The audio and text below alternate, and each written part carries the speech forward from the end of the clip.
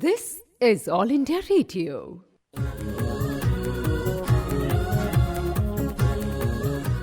Life must go on. All India Radio, in collaboration with Vigyan-Prasar, presents science serial Life Must Go On, based on understanding and managing sustainable development.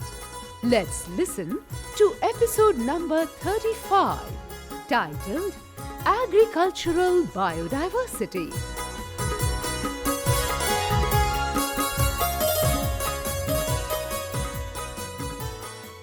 I don't think. No. Yes, absolutely, Dr. Balwinder. But it should happen at Exactly. But why isn't there a need for technology? We need it for improvement in the farmer's condition as well as for food security.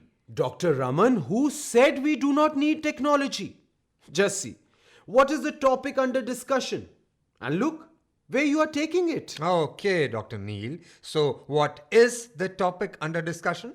Dr. Raman, the topic is sustainable agriculture or Satat Krishi and how to establish it in this system. Exactly. And just as Dr. Neil pointed out, that not even out of the four of us present here are anti-technology in any way. Like you are unjustifiably trying to paint us like that. Correct. Oh, calm down, guys, calm down. Why are you three fighting, huh? Look at him. What? Remember people, how 9 years ago we four decided to meet every Saturday and debate on any given topic, right? Correct. Yeah, we Yes. did. And as we are scientists, we will also publish the outcome in the Institute's magazine and website. Yes. So that was exactly what I was saying, Dr. Balwinder. No, Dr. Anya, you are not discussing. You are arguing. Oh, and Dr. Balwinder, what exactly is the difference between the two? Sure. I must tell you. One argues to make others accept your version of truth. And discussion is the search for the truth. That's all. Well said, Dr. Balwinder. And on that note, let us all enjoy a cup of coffee. Oh, truly please need give me it. your mugs. I need it. Thank Here you. is mine. Thank you. I must say, the microwave is such a fantastic contraption. It heats up the milk so quickly and coffee is ready in just a jiffy. Thanks to Percy Spencer. Percy Spencer? Who's he? You don't know, Dr. Ananya? The inventor of microwave.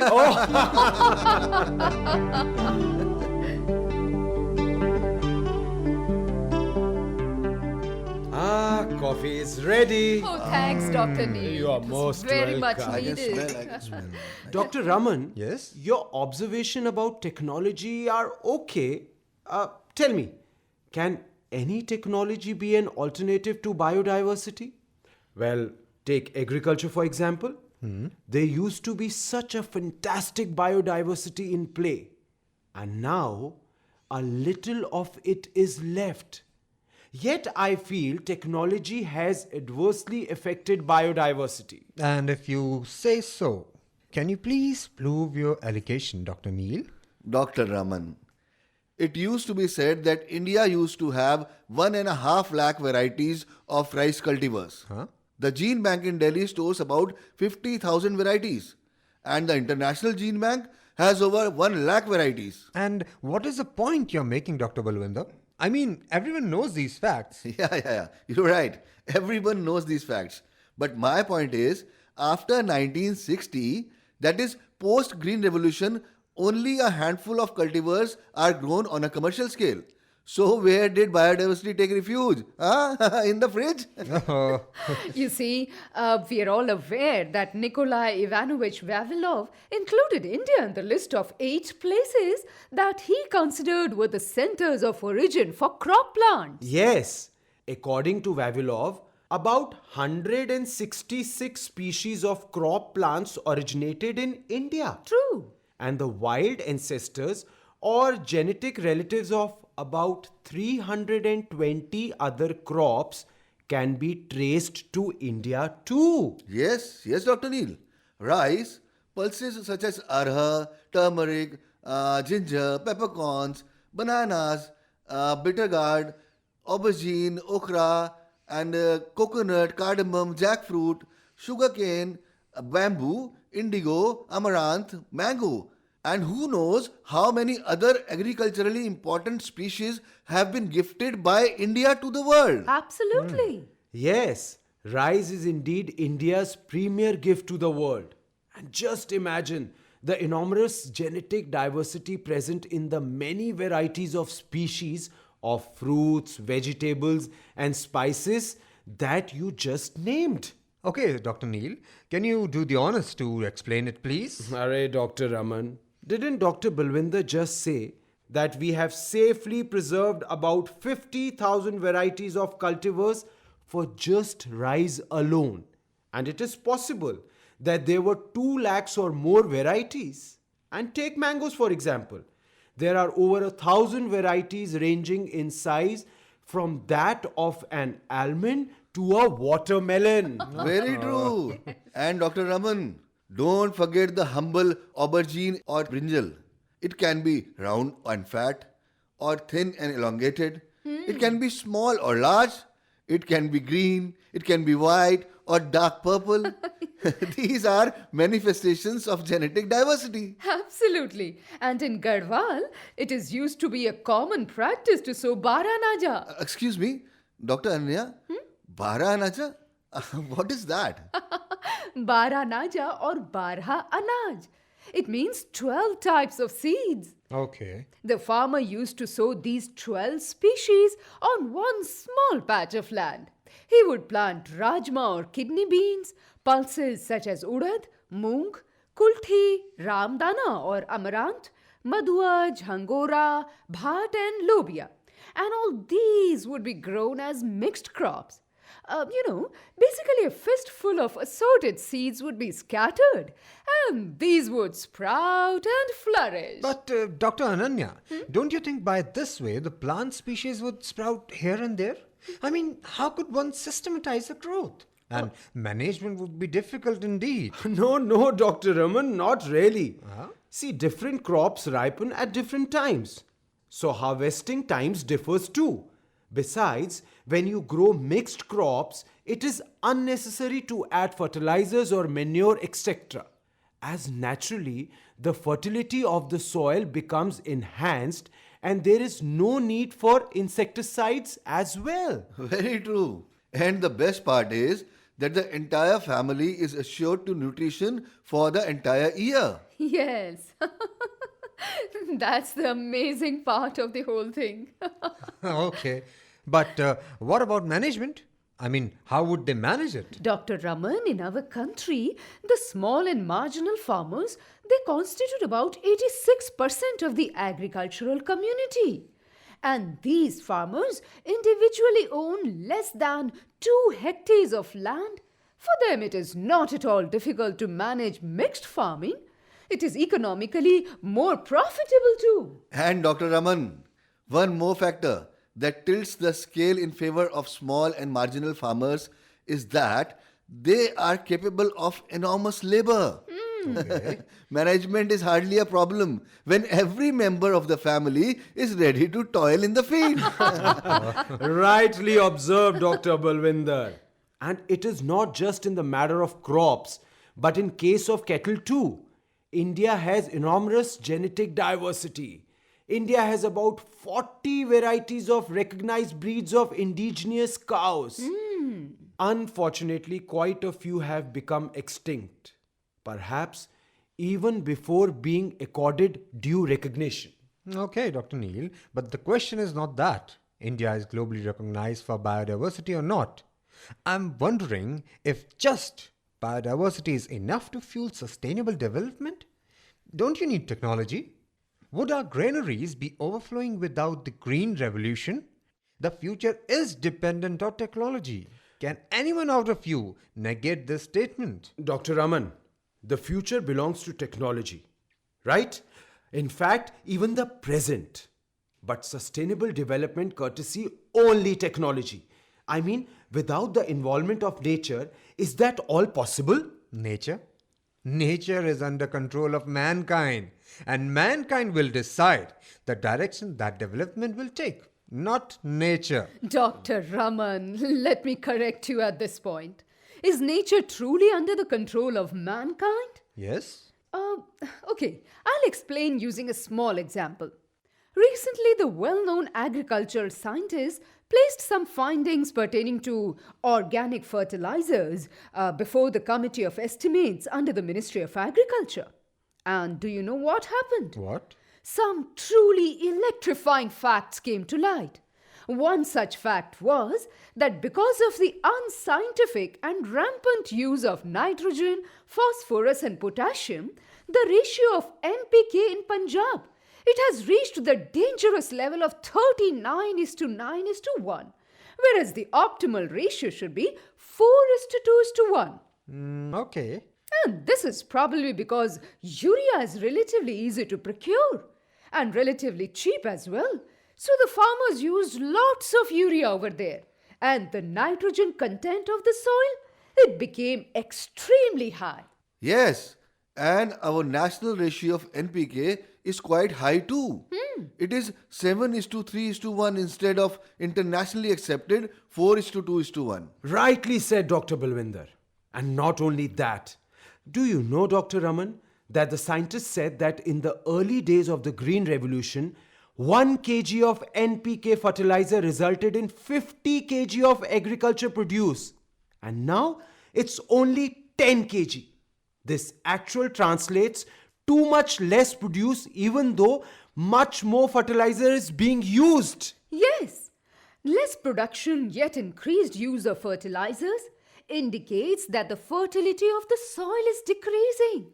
And this in turn means more expenditure for the farmers. So as per you, Dr. Ananya, was the Green Revolution a wrong step? I didn't No, say no, that. no, Dr. Raman.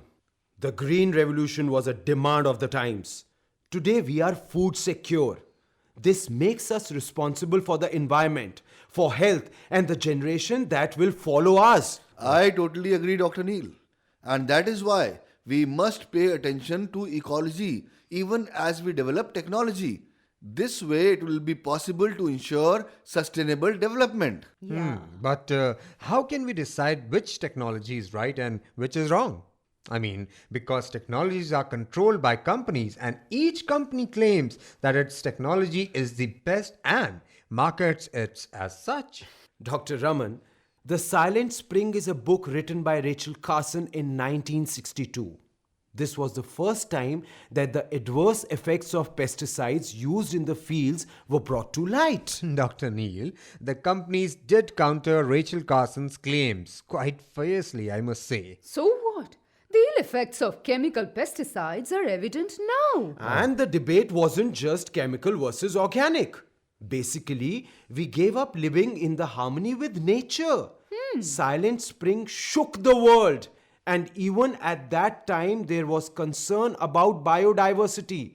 But the companies are huge, colossal.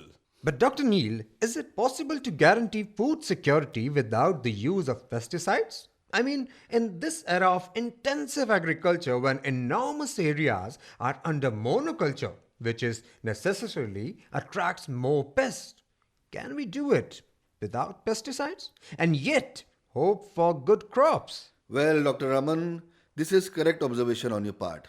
That monoculture on intensive scale has given rise to some problems. Thank you. That is the reason why mixed cropping, that is, sowing 2 or 3 crops together on the same land, is now being discussed. In my viewpoint, as far as the use of insecticides goes, biological agents such as other insects can be used to kill insect pests. And biocontrol agents are being used too. So you're referring to the biological control of pests. And this is possible only because of the genetic diversity present among the insects. Yet, farmers have not exactly embraced the process though, because it is easier for them to spray chemicals rather than to catch insects. No, Dr. Anya. I'm sorry. Our traditional knowledge says, Keet Niyantran Keet Hi Asto Amhoga. This means for the control of insects, insects are invincible weapons. What are you saying, Dr. Balwinder? I admit that biodiversity is essential, but to believe what you are saying, that is difficult in this day and age. On the contrary, Dr. Raman, let me give you the example of Nidhana village in Jind district, Haryana, Dr. Surinder Dalal worked with the villagers since 2010, educating them about insects. Insects. Yes, he set up the Keet Saksharta Pathshala, or a school dedicated to learning about insects. Insects. It was an insect literacy campaign. Soon, the farmers realized that insects are part of nature, just like we are. Correct. They became aware that each species has a part to play as natural cycles unfold. There are no friend insects or enemy insects per se. Yes. And you know, today thousands of farmers have joined the Keet Pathshala. There are farmers who have not used a drop of insecticide in their fields for the last 6 years. 6 years. Exactly. And interestingly, their returns outstrip the returns of those farmers who rely on chemical insecticides. But how is that possible? It is possible. Dr. Raman, in Nindana village, the women folk celebrate Khet Divas and thousands of farmers participate in the event. They learn about insects from the women of villages such as Nindana and Lalit Kheda. Interesting. But Dr. Balwinder, how come the women folk are so active? Dr. Raman, even today it is a woman who shoulder 80 to 90% of the work in agriculture fields. 80 to 90%. Yes, and these women of Jind district in Haryana have decided that they will not serve up a daily dose of poison on the plate. Very nice. So not only have they mastered the techniques of how to carry out farming without using pesticides, but are teaching others too. Yes, indeed. Dr. Raman, let me tell you an interesting fact. Okay. The women folk and also the farmers here have identified 204 species of insects. Oh. Out of these, 43 can eat flesh and can be said to be non-vegetarians. Okay. And 161 eat parts of plants and can be considered to be vegetarians. Okay. Now, generally speaking, it is believed that vegetarian insects are pests and flesh-eating insects are friends. Well, unfortunately, when we use pesticides indiscriminately, the population of vegetarian insects shows growth. That is when the pest population flourishes. Ooh. Yes, and these farmers and the women folk inspect the fields like scientists using magnifying lenses and study the life cycle and behavior patterns of these insects. And you know what they found? What? They found that pests feed voraciously on different parts of plants and make tiny holes. And in October, this happens naturally to allow sunlight to penetrate to reach the bottommost leaves so that the photosynthesis is carried out easily, providing food to the plants. Wow. Agricultural scientists must have been amazed to see farmers melding this traditional knowledge with science. Yes, indeed.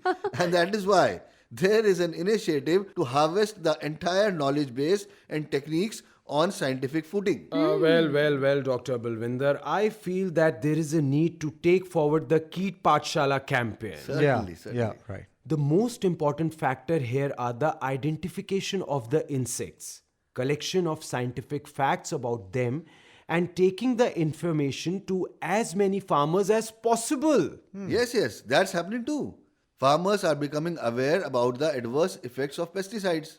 In states like Punjab, which is facing the backlash of indiscriminate use of pesticides, farmers have realized the importance of insect literacy campaign. Yes. Now they are coming forward to gather information during such campaigns. Oh. And the women folk? They have recognized 204 different species of insects. They know their food habits too. How wonderful! Exactly. And they don't use a drop of chemical insecticide. See, Dr. Raman, this is incredible contribution of biodiversity to agriculture. No doubt. Actually. Dr. Ananya, no one is denying the importance of biodiversity in the field of agriculture. The question is, can we rely solely on organic practices or traditional farm species to guarantee food security for all? Today, India is globally ranked first in milk production and second in cereal and horticulture produce. Additionally, it ranks first in production of certain vegetables. However, would this have been possible without technology and hybrid seeds, the question still remains. Biodiversity is necessary. However, without input of technology, sustainable development is not possible. Dr. Raman, what is sustainable development? Okay, I'll tell you. It is. Oh, excuse me, guys. Excuse me. Yeah, please. Hello? Yes, yes. I'll be leaving in half an hour. Yes. Okay. Bye. Looks like it was a call from home. Bhaviji, I suppose. Did you receive a scolding? Dr. Anya, you're wrong this time. That was my daughter. Actually, for her college assignment, on Monday she has to make a presentation on milk allergy. And she needs my help for the project. I see. No scolding involved. Today is the day devoted to our weekly debate and discussion. Phone calls from home are not allowed because everyone knows that we are engaged in debate and discussion. Dr. Balwinder, you should explain. Huh? What is this, Dr. Raman? Hello? Yeah? Oh, okay. Right. Okay. I'll be there. Okay. Yeah. Bye. Hello? Dr. Raman, what is the matter? Huh? It was a call from home, wasn't it? Was it urgent? Did you finish the conversation properly? I received a reprimand. Oh, Good joke, Dr. And yes, Raman. indeed, when you receive a severe scolding, it is best disguised as a joke. Okay, jokes apart. Dr. Neil, you had asked what is sustainable development. It is something that can continue forever. It is something that will keep environment secure. So, it is sorted then. We ought not adopt any technology that is not beneficial to nature and biodiversity. For sustainable development, we must draw on our traditional knowledge. So, let's go now. I have to go and do some research on milk allergy. Why in such a hurry, Dr. Balwinder? I'm the one who got scolding, remember? And anyway, the reason behind milk allergy will be found to be rooted in biodiversity too. so, Dr. Raman, now you admit that agriculture or farming is not possible without biodiversity.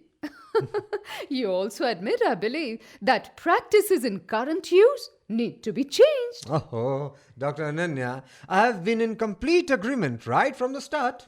However, it is necessary to inject a little fire into debates. Oh, and I yes, see. to explain to Dr. Balwinder about milk allergies, I will need to talk about A1 and A2 types of milk. And yes, it is the genetic diversity of our cows that can help fighting milk allergies and a few other illnesses. Our indigenous cattle breeds, that is. Okay. By hybrid varieties, we mean those breeds that are developed by crossing native breeds such as Sahiwal, Gir, Red Sindhi, or Tharparkar with the foreign breeds such as Holstein Friesian, Jersey, or Red Dane. But I don't understand one thing. What are A1 and A2? A1 milk differs from A2 milk. The difference is one amino acid in a chain of 209 amino acids at position 67. A2 milk has amino acid proline, while A1 milk has the amino acid histidine. Right. Interesting. Informative. So the cows that have histidine in position 67 on the amino acid chain produce milk with A1 beta-casein, the devil in the milk. Those cows, untouched by the mutation, produce milk that has enormous health benefits, that is A2 beta-casein enriched milk.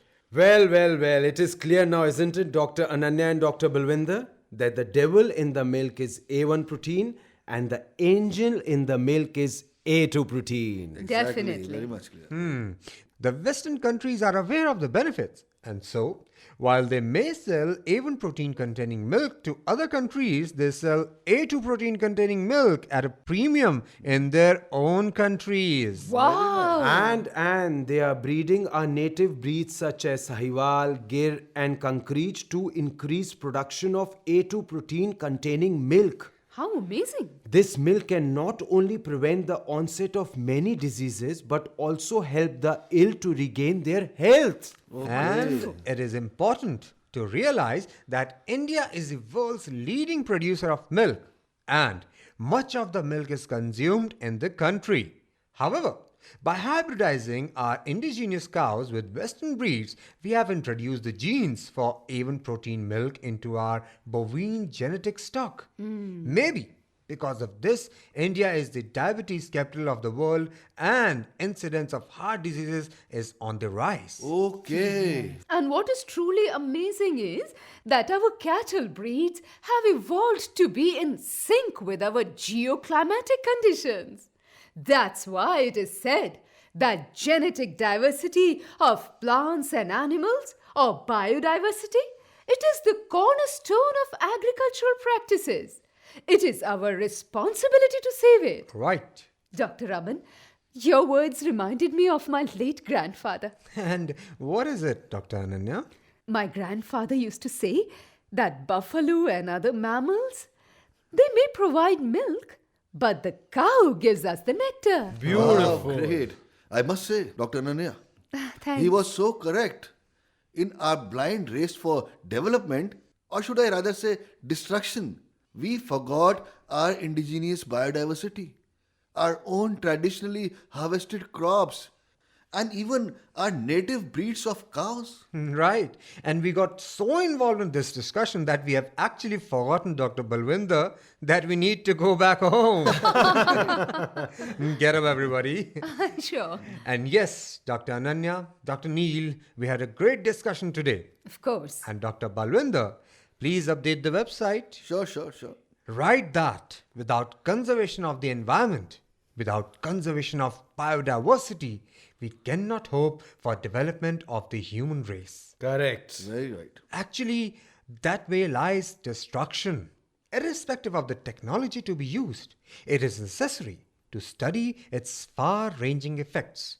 Such studies are especially important in the field of agriculture since it is the basis of our sustenance. Yes. Well, this is exceedingly well summed up.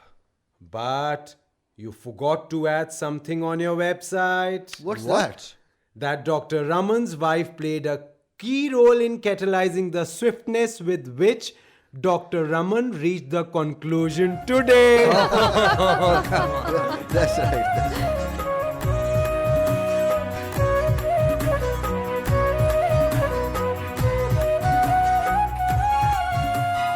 Life must go on. You were listening to the 35th episode of this science serial, produced by All India Radio in collaboration with Vigyan-Prasar, titled Agricultural Biodiversity. Coordinators were Dr. Chandar Mohan and Dr. B.K. Tyagi. Research and script, Dr. Anurag Sharma. The episode was directed by Sudarshan Kumar. Presented by Dilip Jha. Recording and mixing, Diksha Sharma. The participating artists were Nikhil Diwan, Nitin Bhasin, Gaurav Devgan, and Mamta Malkani. Hey listeners, please stay with us. Here are 2 questions for you. The lucky winner will get attractive prize from Vigyan-Prasar. The first question is, what do you mean by Keet Pathshala? And the second question is, what are A1 and A2 types of milk? You can send in your answers by simple post. Our address is Science Serial Life Must Go On, All India Radio, room number 615, New Broadcasting House, Sansad Marg, New Delhi 110001. You can also write on our email ID, that is radio@vigyanprasar.gov.in. Please do write your name, your age and profession. If associated with any science club, then do let us know the membership of your club.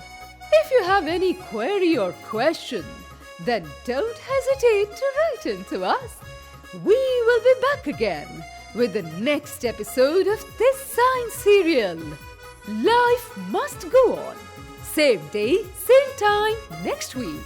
Till then, goodbye.